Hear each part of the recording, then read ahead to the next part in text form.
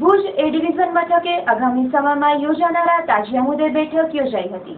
આગામી તારીખ 11ના રોજ તાજિયાનો કાર્યક્રમ હોય આ મુદ્દે તાજિયા કમિટીના મેમ્બર દ્વારા ભુજ એ ડિવિઝન મધ્ય મીટિંગનું આયોજન કરાયું હતું, જેમાં તાજિયા નીકળવાના માર્ગો પર શાંતિ વ્યવસ્થા જાળવવા અંગે પોલીસ વિભાગ દ્વારા સહયોગ માટે આ આયોજન કરાયું હતું। જે મીટિંગમાં ભુજ એ ડિવિઝનનો સ્ટાફ તેમજ તાજિયા કમિટીના મેમ્બર જોડાયા હતા। આયોજન એ હતું કે અમારું નિમિત્તે પોલીસ મીટિંગ આપવામાં આવે છે।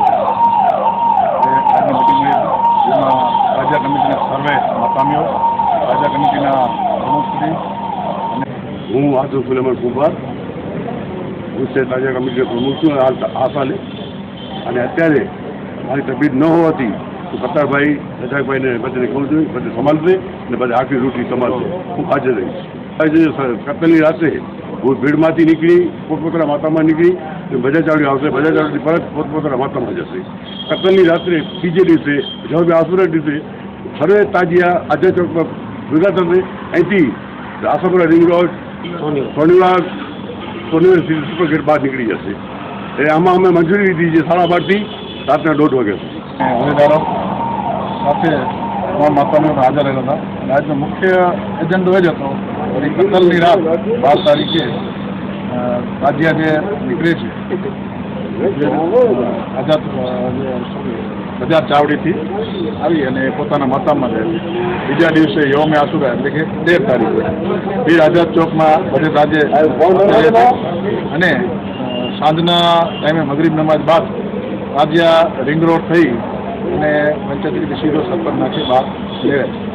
અંદાજે સમજ લો કે 2 વાગ્યાની આસપાસ બધે મિટિંગ પૂરું થઈ જાય અને આરામથી જે પોલીસનો સાથ રહ્યો છે અત્યારે પણ પોલીસે માગે છે। અમારી પણ ફરજ છે, અમારો એક તહેવાર છે, એ તહેવાર શાંતિથી સારી રીતે ઉજવાય એ જોવાની જવાબદારી પોલીસની તો છે, સાથે અમારી બેટરી છે।